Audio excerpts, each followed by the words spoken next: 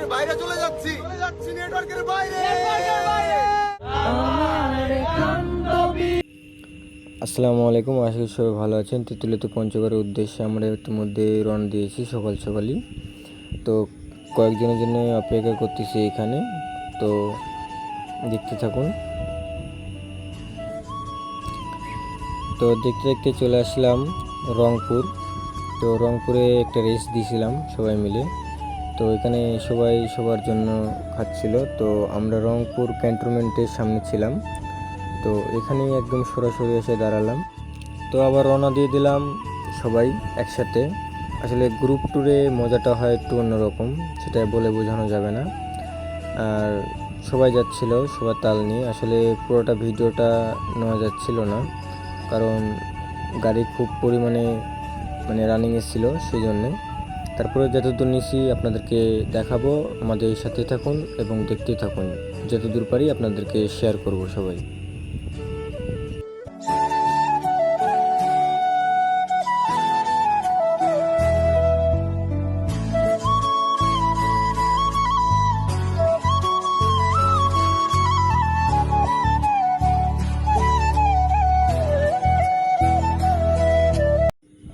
তো আমরা সৈয়দপুর চলে এসেছি। সৈয়দপুর এসে আমরা লাঞ্চটা সেরে নিলাম, নিয়ে সবাই একটু রেস্ট নিচ্ছিলাম। তো আরও অনেকে বাকি ছিল, তাদের জন্য অপেক্ষা করতেছিলাম, কারণ সবারটা শেষ হয়েছিল না। তো আস্তে আস্তে সবাই আসা শুরু করলো, এবং কি আমরা আবার রওনা দিলাম পঞ্চগড়ের উদ্দেশ্যে। তো এখানে দেখাচ্ছিল যে কোন রাস্তা দিয়ে কোথায় যেতে হয়। তো তারপরে আমরা একটা ম্যাপ ধরে চলে আসলাম এবং পঞ্চগড় আলহামদুলিল্লাহ পৌঁছে গেছি। তো এবং আমরা একদম সীমানার শেষ প্রান্তে বাংলাদেশের। তো এখানে আমরা ইতিমধ্যে অলরেডি দেশের বাইরে চলে আসছি। তো আর একটু গেলেই ইন্ডিয়ার বর্ডার। তো এবং এখান থেকে দেখতে থাকুন একদম শেষ পর্যন্ত।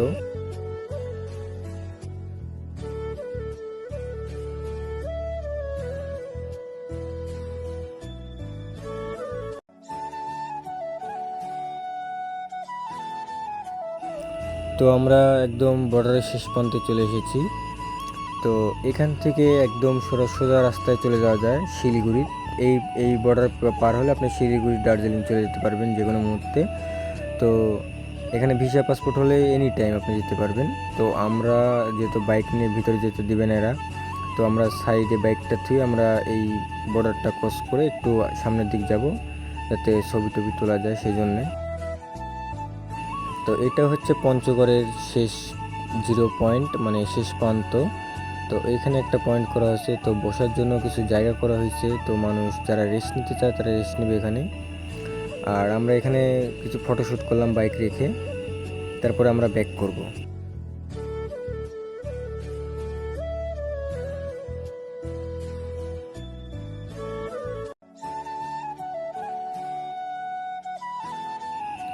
এটা হচ্ছে যে বাংলাদেশের বর্ডার। আর এইখান থেকে শিলিগুড়ির সরাসরি ওইখানে পাহাড় দেখা যায়। তার শীতকালে বেশিরভাগ এটা দেখা যায়, তার কারণ এখন দেখা যাচ্ছে না। তো এটা এই নদীতে আমাদের গোসল করার কথা ছিল, তো পাথর তুলে যেহেতু এখানে, তো বর্ডারের লোকজন আমাদেরকে যেতে দেয়নি, নিচে নামতে দেয়নি, বলতেছে দেশের অবস্থা খারাপ, তার জন্য আমরা নামিনি।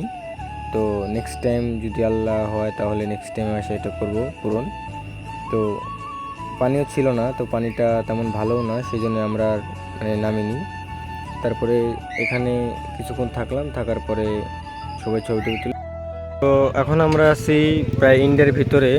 তো এটা হচ্ছে ইন্ডিয়ার চা বাগান। আর এখানে হচ্ছে যে ইন্ডিয়ার যেটা খুঁটিটা দেখতে পাচ্ছেন, এটা হচ্ছে ইন্ডিয়া। তো আমরা এখন ইন্ডিয়ার ভিতরে আছি। তো এখানে বেশিরভাগ এত দূরে আসতে দেয়, তো এই খুঁটির ওপরে গেলে ঝামেলা করে। ওইখানে দেখা যাচ্ছে, জুম করে একটু দেখাই, এটা হচ্ছে দেখা যাচ্ছে নাকি বুঝতে পারতেছি না। এটা হচ্ছে ওখানে বেড়া দেওয়া আছে, বিশেষ করে সেটা যেতে দেয় না। তো আমরা তেঁতুলের পাশে যেই চা বাগানটা আছে, আমরা সেখানে ফটোশ্যুট করলাম। অনেকে বসে আছে, রেস্ট নিচ্ছে, আমরা একটু রেস্ট নিয়ে নিলাম। তারপরে রওনা দেবো, আস্তে আস্তে সবাই রওনা দিয়ে দিছে। তো যেহেতু আমরা ওখানে গোসল করতে পারিনি, তো তেঁতুলিয়া যাওয়ার আগে একটা নদী পড়ে, এটা নদীর নাম সঠিক মনে নেই আমার। তো এখানে খুবই সবাই অনেকে গোসল করতেছিল, তো আমরা এখানে ভাবলাম যে এখানে আমরা গোসল করবো, যেহেতু এটাও ইন্ডিয়ার পানি আর পানির অনেক মানে স্রোত ছিল, তো এটা ক্যামেরাতে বোঝা যাচ্ছে না। তো তারপরেও আমরা সবাই একসাথে হয়ে এখানে গোসল করলাম। তো এখানে আনন্দ করতেছিলাম সবাই একসাথে। তো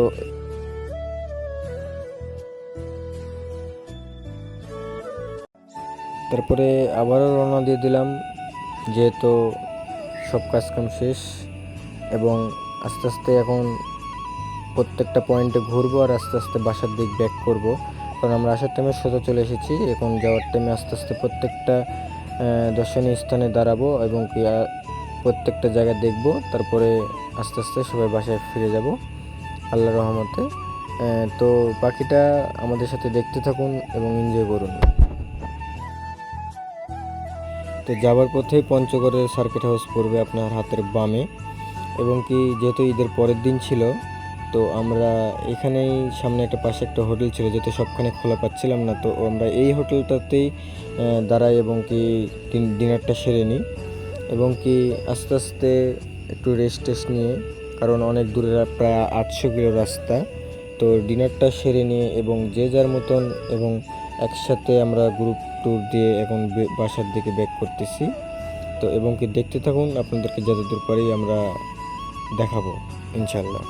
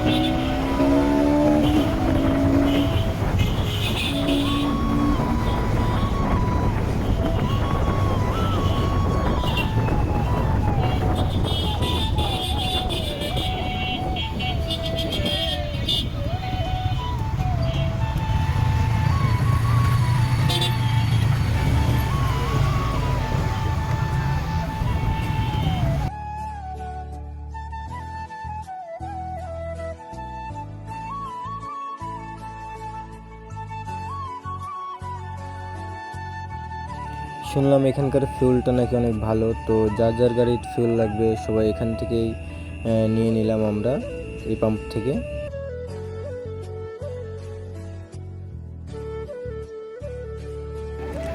এই সেই মোড় হচ্ছে যেখানে আবু সাইদ হচ্ছে যে শহীদ হয়েছিল, তো ওই সামনে হচ্ছে যে এটা দেওয়া সেটা হচ্ছে আবু সাইদ মোড়, আর এই কলেজের সামনে সে হচ্ছে যে এই গুলিবিদ্ধ হয়েছিল, তো এখানে মারা গেছিল। তো এই সেই বটগাছ, এই মোড়টা দেখেন, তার জন্যে এই মোড়টার নাম দেওয়া হয়েছে আবু সাইদ মোড়। ওই সামনে আবু সাইদের ব্যানার দেওয়া আছে, তো অন্ধকারের জন্য দেখা যাচ্ছে না, না হলে আপনাদেরকে দেখাইতাম জুম করে। তো এখন আছি আমরা রংপুরে আছি। তো এখন রংপুর থেকে বগুড়া যাব, বগুড়া থেকে তারপরে বাসা ব্যাক।